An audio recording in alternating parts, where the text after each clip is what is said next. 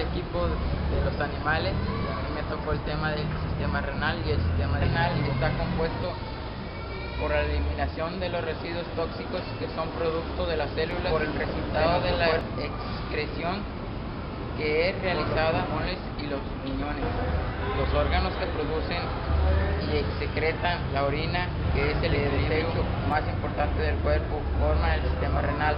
Se muestra en el siguiente video el funcionamiento del sistema renal. Los riñones sacan al exterior los productos de desecho de la actividad celular por medio de la orina. Y además, ayudan a controlar el nivel de ciertos elementos necesarios para el cuerpo, como el agua, las sales minerales y otras sustancias. Cuando los diferentes seres vivos descomponen las proteínas, se producen unos desechos que contienen nitrógeno y son venenosos. Por eso necesitan eliminarlos de sus cuerpos.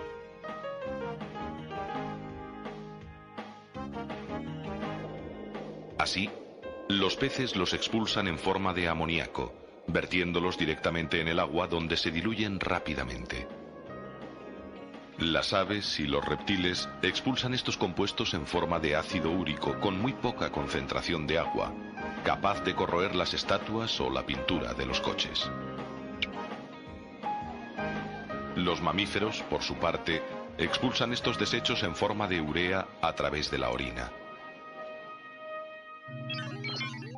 Funcionamiento del riñón. Filtrar las impurezas de la sangre. Mantener constante su salinidad, así como mantener el equilibrio de otras sustancias vitales para el organismo, son las complejas misiones de las que se ocupan los riñones. Resulta prodigioso que estos diminutos órganos, de apenas 150 gramos cada uno, sean el sistema de limpieza del organismo.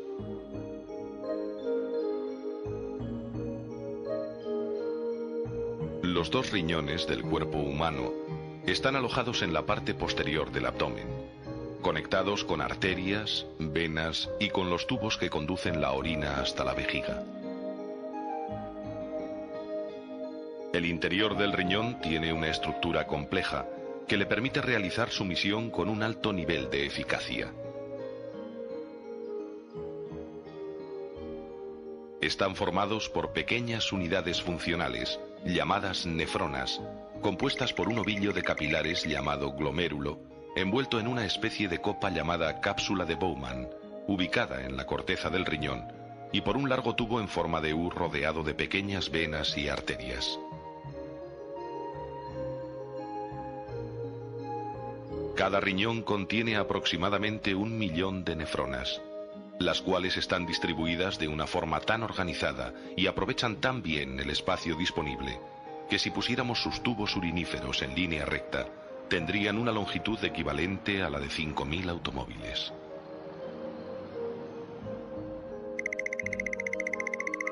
La misión de la nefrona es filtrar la sangre que llega a los capilares del glomérulo situados en el interior de la cápsula de Bowman. Allí se absorben prácticamente todos los elementos de la sangre, salvo los de gran tamaño como los glóbulos rojos y las proteínas, que se mantienen en la circulación sanguínea. Aquí vemos un glomérulo captado con un microscopio electrónico. El líquido filtrado va discurriendo entonces a lo largo del tubo en forma de U de la nefrona. Las paredes de estos tubos tienen unas células especiales que reabsorben aquellas sustancias que el organismo necesita, como la glucosa, y las devuelven a la sangre en un proceso de selección de una precisión asombrosa.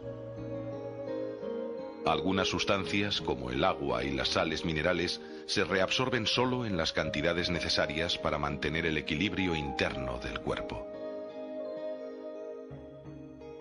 Entre las sustancias que es necesario eliminar está la urea, un compuesto que produce el hígado como producto de desecho del consumo de proteínas. Otras, como los medicamentos, se reabsorben solo en parte. A medida que se van devolviendo elementos a la sangre, el líquido restante se va convirtiendo en orina. Cuando la orina sale de esas plantas purificadoras que son los riñones, ya solo contiene productos inservibles para el organismo. Los riñones humanos filtran unos 180 litros diarios de agua y la mayor parte se reabsorbe. Apenas 1,5 litros pasa a la orina. La orina sale de los riñones por unos delgados tubos llamados uréteres, que la destilan gota a gota en un depósito situado en el fondo del pubis, la vejiga, donde queda almacenada hasta que se expulsa al exterior a través de la uretra. Las ganancias y pérdidas de agua del cuerpo son continuamente cambiantes, y sin embargo, la concentración de sus líquidos corporales permanece constante gracias al trabajo de los riñones, parcialmente autónomos, pero también controlados por el cerebro por medio de las hormonas. La naturaleza no se hubiera tomado el trabajo de diseñar 2 órganos de filtración si no tuvieran una importancia vital para el organismo.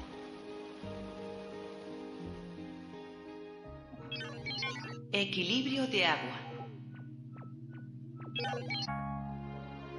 Normalmente, los riñones funcionan con una eficacia excepcional en su difícil tarea de vigilar el equilibrio interno de los líquidos de nuestro cuerpo. Pero a veces se producen fallos en la eliminación de la orina.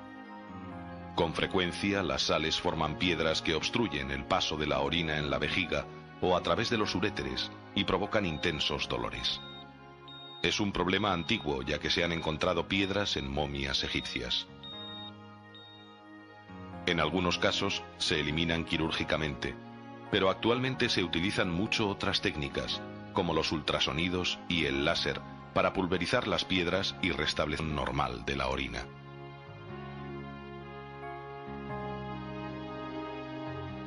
El fallo renal es mucho más grave.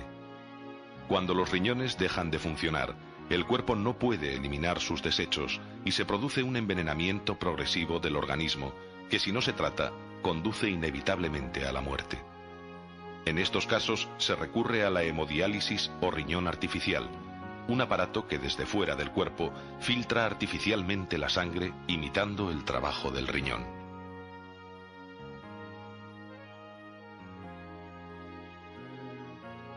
Para ello, durante 2 o 3 noches por semana, se filtra la sangre del paciente a través de una membrana, cuyos poros son semejantes a los de los capilares de la cápsula de la nefrona, y así se retienen los elementos necesarios y se eliminan los desechos.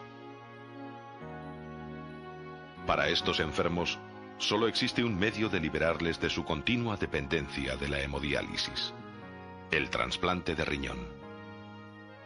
El riñón es el órgano del cuerpo que antes se trasplantó con éxito y el órgano que más se trasplanta hoy día. Los nuevos medicamentos que evitan el rechazo han aumentado enormemente la supervivencia de estos enfermos. Los riñones son los reguladores del equilibrio de líquidos y el sistema de limpieza de nuestro organismo. Gracias a ellos hemos podido adaptarnos a la vida fuera del agua, de donde salieron nuestros antepasados hace muchos millones de años.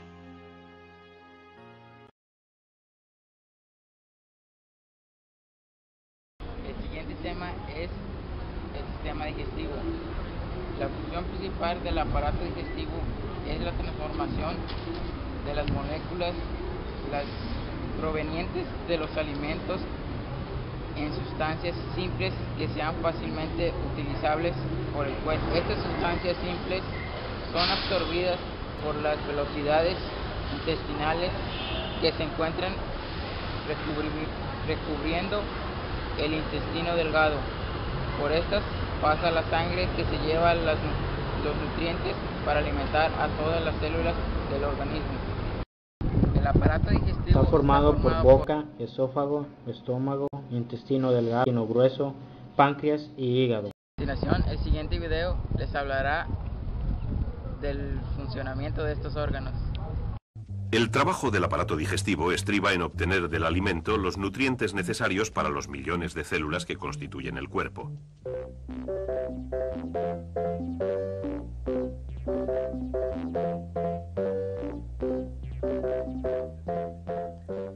Las sustancias que debe tener el cuerpo están en el alimento que comemos.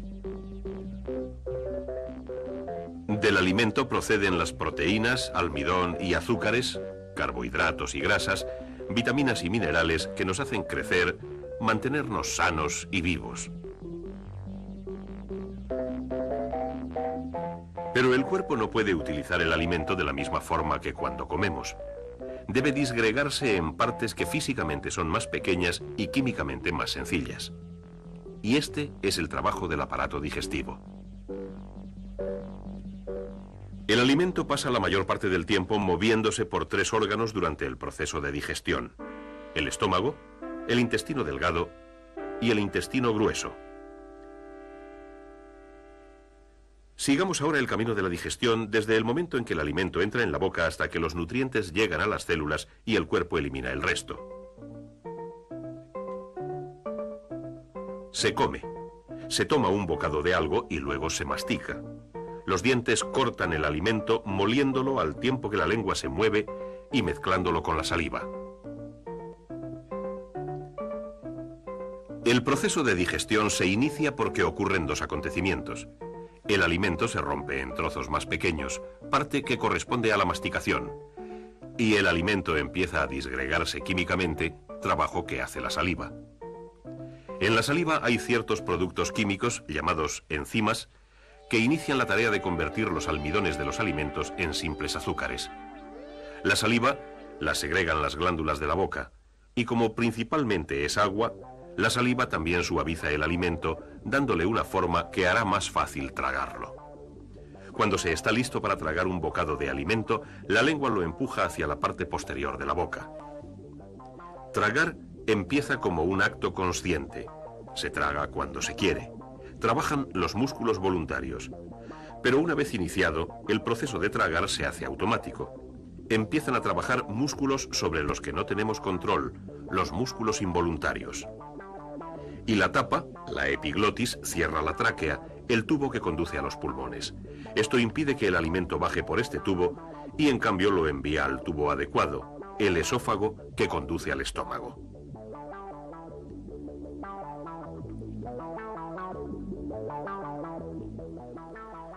Dos capas de músculos rodean el esófago. Estos músculos empiezan a trabajar automáticamente cuando se traga, contrayéndose y relajándose rítmicamente, empujando la comida hacia el estómago. Esta constante relajación y contracción se denomina peristalsis y produce un efecto ondulado. Es la onda peristáltica la que mueve la comida con la ayuda de la gravedad. Y ahora la comida llega al estómago. Hasta ahora se ha realizado muy poco del proceso digestivo. Aquí ocurrirá mucho más. Se inicia un trabajo importante. El estómago está envuelto en capas de músculos, igual que el esófago, pero hay 3 capas en vez de 2. Estas 3 capas producen la misma clase de movimiento peristáltico que mueve la comida por el esófago. La peristalsis mueve el alimento mezclándolo con los líquidos digestivos que produce el estómago. Son los jugos gástricos que segregan glándulas microscópicas situadas en la pared interior del estómago. Las glándulas segregan 2 sustancias, el enzima inactivo, pepsinógeno, y el ácido hidroclorhídrico. El ácido convierte al pepsinógeno en enzima activo, pepsina, que tiene una importante función digestiva. La pepsina puede descomponer moléculas de proteína complejas en partes químicas más sencillas. Aquí, en el estómago, se dan pasos importantes para la disgregación de las proteínas, pero no ocurre mucho con los carbohidratos o las grasas. Su disgregación se efectúa más adelante durante el proceso de digestión realizado en el intestino delgado. Las sustancias que segregan las glándulas del estómago para digerir la comida digerirían también el forro del estómago si no fuese porque otras glándulas segregan mucus. Este mucus recubre el forro del estómago y evita que los jugos gástricos actúen sobre él. En el estómago continúa la trituración y mezcla, prosiguiendo física y químicamente el trabajo de disgregación. Finalmente, las partículas de alimento serán lo bastante pequeñas para pasar a la corriente sanguínea. Esto ocurre en el estómago con parte del agua, la sal, azúcares simples y alcohol. Estas sustancias pasan por las paredes del estómago a los vasos sanguíneos que las rodean. Pero la mayor parte del alimento que entra en el estómago sigue su marcha. A intervalos regulares se abre un anillo de músculo que permite que el alimento en digestión pase desde el estómago al intestino delgado. Este órgano se llama delgado por su diámetro, de unos 3 centímetros. El intestino delgado es muy largo, unos 7 metros, y está retorcido formando un paquete.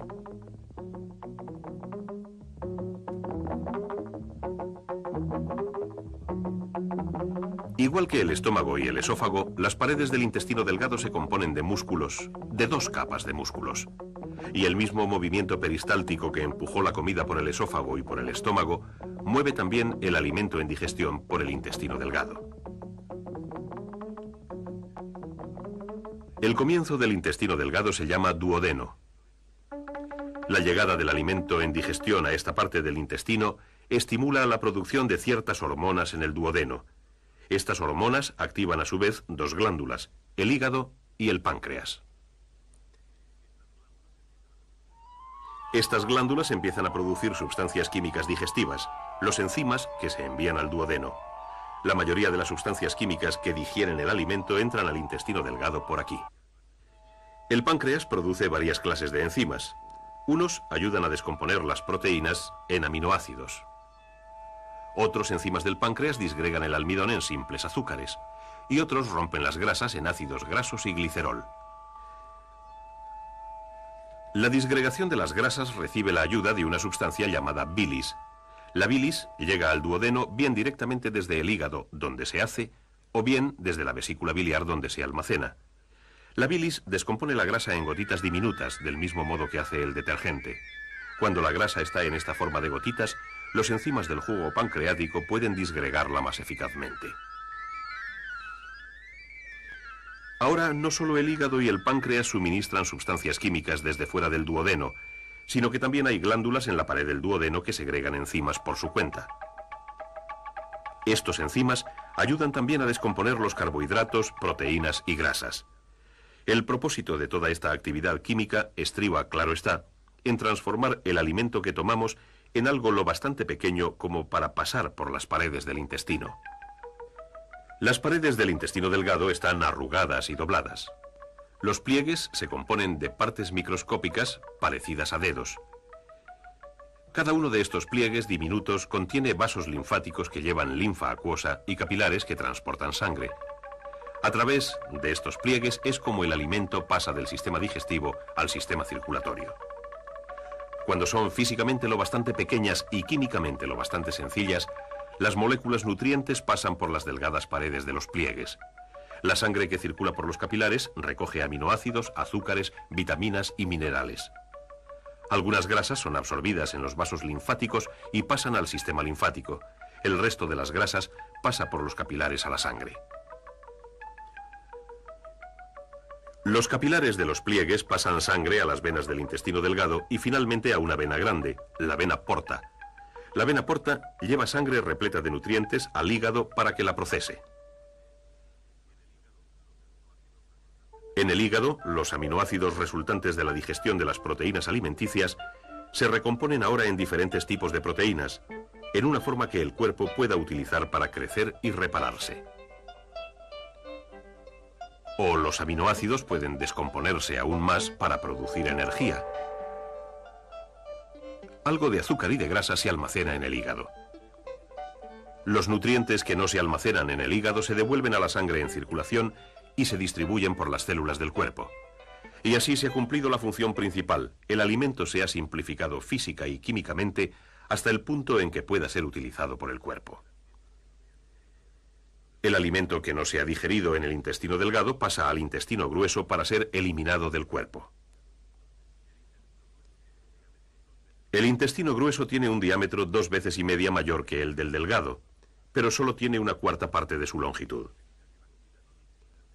A medida que la comida no digerida se mueve por el intestino grueso, se vuelve a reabsorber agua en el cuerpo. Esta reabsorción y la eliminación del alimento no digerido son las principales funciones del intestino grueso. Mientras el aparato digestivo transporta alimento que no ha sido digerido por el cuerpo, el sistema circulatorio transporta el alimento digerido a todos los millones de células. En cada célula se realizan dos clases distintas de procesos químicos cuando se utilizan los nutrientes. Ambos procesos constituyen juntos lo que se denomina metabolismo. Con la ayuda de los enzimas, un proceso descompone los nutrientes y produce energía y unidades químicas más pequeñas. A medida que los átomos de carbono, hidrógeno y oxígeno rompen los lazos químicos que los hacían moléculas de carbohidratos, se libera energía. Se libera energía cuando las moléculas de grasa se disgregan de manera semejante. Al mismo tiempo que se descomponen los nutrientes, se efectúa otro proceso en el que los nutrientes se combinan en nuevo material que es químicamente más complejo. Una vez más, con ayuda de los enzimas, aminoácidos simples se constituyen en proteínas más complejas. Uno tras otro, los aminoácidos se unen para formar cadenas de proteínas. Hay 20 clases diferentes de aminoácidos. Pueden unirse de miles de formas diferentes para formar miles de proteínas distintas. Las proteínas son los componentes básicos de los huesos, los músculos y los nervios, de la sangre y las membranas. Algunos aminoácidos pueden fabricarse en el cuerpo a base de carbohidratos y nitrógeno. Pero la mayoría de ellos tienen que aportarse como partes de las proteínas del alimento que comemos. La vida humana depende de dividir y recomponer las proteínas animales y vegetales. También son esenciales para la vida humana y la salud ciertos componentes de las moléculas de enzimas que hacen que el proceso de metabolismo funcione eficazmente. Son las sustancias que resumimos con el nombre de vitaminas. Las células del cuerpo necesitan una serie de ellas. Muchas de estas vitaminas no pueden almacenarse porque están siendo excretadas constantemente del cuerpo. Así que hay que estar suministrando otras nuevas. Esto lo proporciona una dieta bien equilibrada. Una buena dieta aporta también suministros adecuados de minerales que son básicos para el funcionamiento de las células. Necesitamos zinc, manganeso y magnesio, cobre y cobalto para la construcción y funcionamiento de los enzimas. Necesitamos hierro para la hemoglobina que fija el oxígeno a las células rojas de la sangre. El calcio y el fósforo son necesarios para la rigidez estructural de los huesos y los dientes. Los cloruros de sodio y de potasio son componentes importantes de los fluidos de los tejidos. Se necesita iodina para hacer la hormona liberada por el tiroides. Y así, el aparato digestivo pone a disposición de todo el cuerpo sustancias que le son vitales para su salud, crecimiento y buen funcionamiento. Como las adecuadas cantidades de nutrientes son tan importantes para la existencia del cuerpo, hay partes de este que vigilan constantemente su buen aprovisionamiento de comida. Ciertas áreas del tallo del cerebro notan y controlan el nivel de azúcar disuelto en la sangre y si el estómago está vacío o lleno.